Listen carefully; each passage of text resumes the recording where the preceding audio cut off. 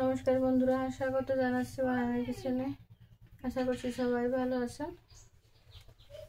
আজকে আমি রান্না করতে চলেছি এই যে চিংড়ি মাছের মালাইকারি। ঘের থেকে মারা গলদা চিংড়ি, ছোট ছোট সাইজের যে গলদা চিংড়িগুলো আমি নিয়ে এসলাম খাওয়ার জন্য। এই মালাইকারিটা আমি রান্না করব। নারকেলের দুধ করে রাখলাম, এই যে নারকেল কুড়িয়ে জল দিয়ে নারকেলের দুধ করে রেখেছি। আর এদিকে শুকনো জল বেটে রেখেছি, পেঁয়াজ রসুন আদা বেটে রাখলাম, আর জিরে বাটা আর সুই আমি সসে। আর এখন আমি রান্না করবো, সেজন্য চুলোটা জ্বালিয়ে নেব।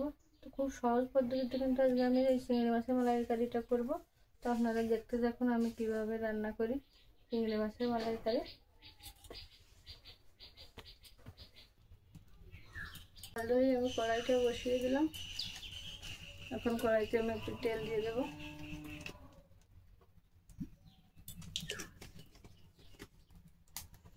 তেলটা গরম হয়ে গেছে, লাগিয়ে দেবো। এখন চিংড়ি মাছগুলো দিয়ে আমি ভেজে নেবো।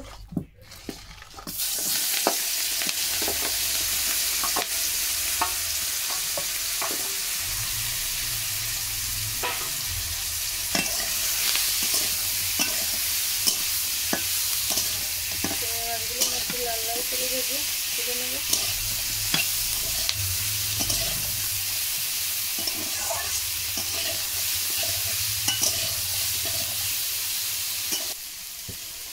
চিংড়ি মাছগুলো হয়ে গেছে, এখন আমি তুলে নেব।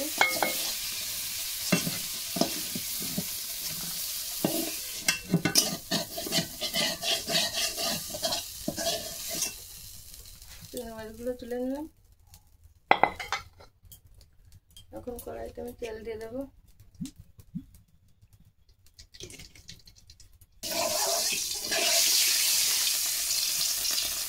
তেলটা গরম হয়ে গেছে, নুনের ভিতরে কয়েকটা জিরে আর তেজপাতা দিয়ে দেবো।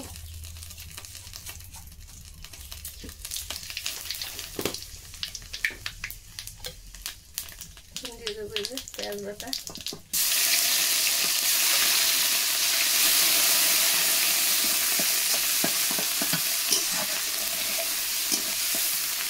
দিয়ে দেবো রসুন বাটা, আদা বাটা,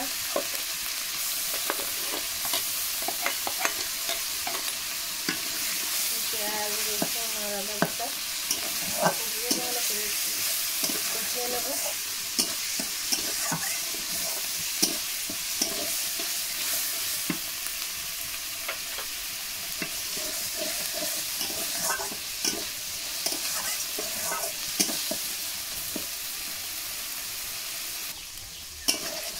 পেঁয়াজ রসুন আর আদাটা আমি খানিকক্ষণ কষিয়ে নিয়েছি। এখন দুধ দিয়ে দেবো। দুটো আমি আলু কেটে রেখেছি, আমি আলু দেবো যাতে আলু দেবো। আবার একটু এখনো বাকি আছে, পেঁয়াজ রসুন আদা কষানো, আলু ভাজতে ভাজতে যেটা একসাথে হয়ে যাবে, কিন্তু একটু বাকি আছে। আলুটা দিয়ে দিলাম।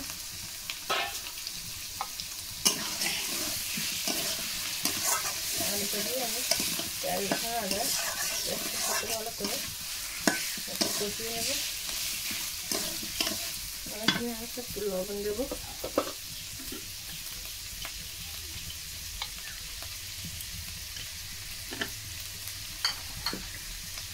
লবণ দিলাম, আগে আর কোনো মশলা ব্যবহার করবো না, শুধু লবণ দিয়ে এখন আমি একটু কষিয়ে নেব। আলু আর যে আদা রসুন পেঁয়াজ একটু ভালো করে কষিয়ে নিয়েছি। তেল কিন্তু হয়ে গিয়েছে মশলাটাকে। এখন আমি এর ভিতরে দিয়ে দেবো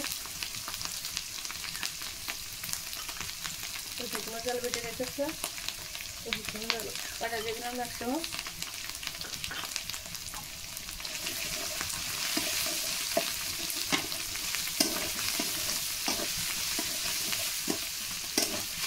আমি একটু এগিয়ে নিচ্ছে। আর দিয়ে দেবো হলুদ,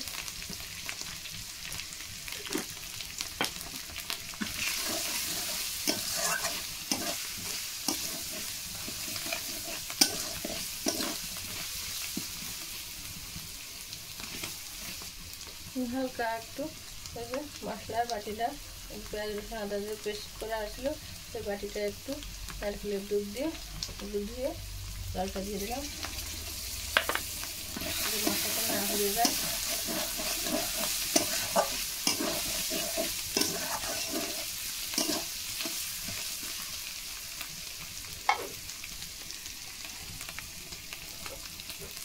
এখন দিয়ে দেবো এর ভিতরে আমি জিরে বাটা,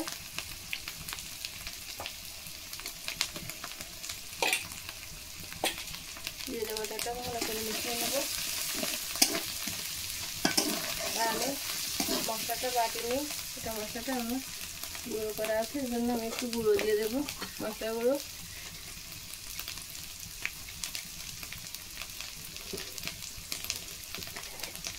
মশলা গুঁড়ো দিয়ে দিলাম।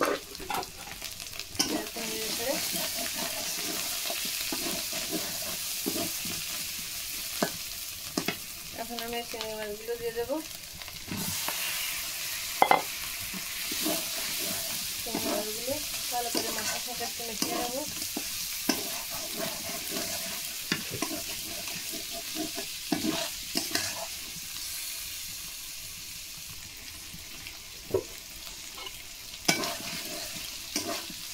সেটা চিংড়ি মাছটা মালাইকারি হচ্ছে, তো আমি এখন দিয়ে দেবো 1 চামচ, 1 চামচ না, এটুকু চিনি, আধা চামচের মতো চিনি দিয়ে দিলাম।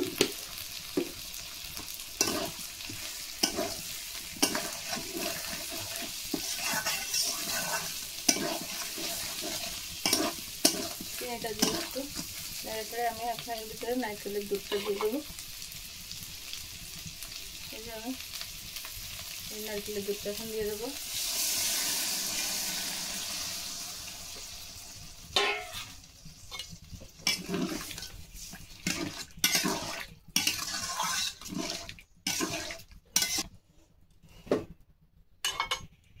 নারকেলের দুধটা দিয়ে এবার আমি দিয়ে দেবো এর ভিতরে একটু লবণ, আমি আগে একটু দিয়েছিলাম আর এটুকু দেবো।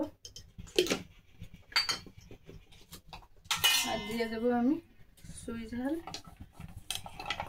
এই যে সুই,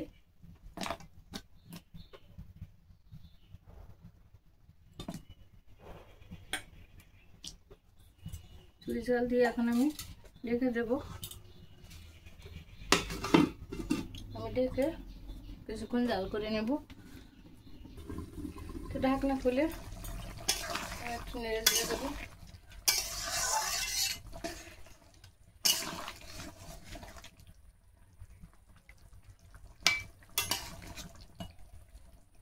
নেড়ে ছেড়ে আমি একটু ঢাকা দিয়ে দেবো।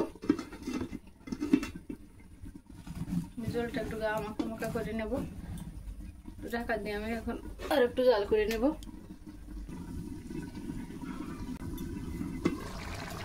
আরো কিছুক্ষণ জাল করে আমি একটা করে নিলাম। জলটা কিন্তু অনেক কমে গেছে। এখন রান্নাটা কিন্তু শেষের দিকে। এখন আমি এর ভিতরে দিয়ে দেবো, আমি আগে একটু জিরে বাটা দিয়েছিলাম কষানোর সময়, এখন আমি এর ভিতরে আরো একটু জিরে বাটা দিয়ে দেবো।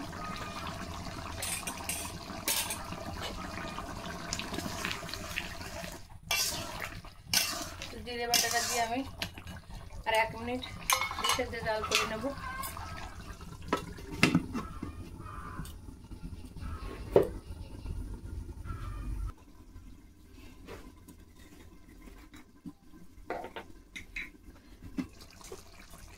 জিরে বাটা দিয়ে আমি আর 1 মিনিট জাল করে নিলাম। এখন দিয়ে দেবো আমি আর একটু গরম মশলা গুঁড়ো, উপর থেকে একটু গরম মশলা গুঁড়ো ছড়িয়ে দিলাম।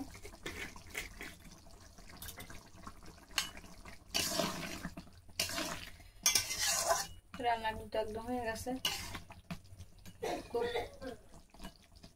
খুব অল্প সময় অল্প মশলা দিয়ে আমি রান্না করলাম চিংড়ি মাছের মালাইকারি। আপনারও বাড়িতে এভাবে বানিয়ে খেয়ে দেখবেন, খুব সুন্দর লাগে কিন্তু নারকেলের দুধ দিয়ে এভাবে মালাইকারি করলে। মশলাটা দিয়ে আমি আর একটু ফুটিয়ে নিলাম। তো এখন আমি নামিয়ে নেব।